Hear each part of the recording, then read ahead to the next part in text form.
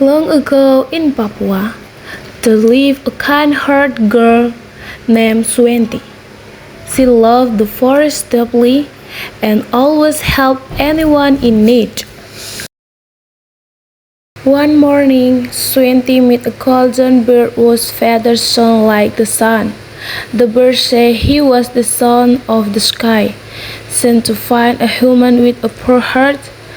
The bird often returned to visit Swanti and they became close friends.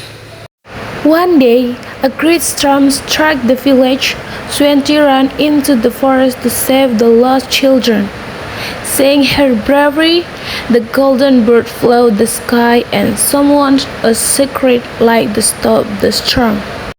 After the village was saved, the bird turned into a beam of light and created many beautiful birds with long, colorful feathers.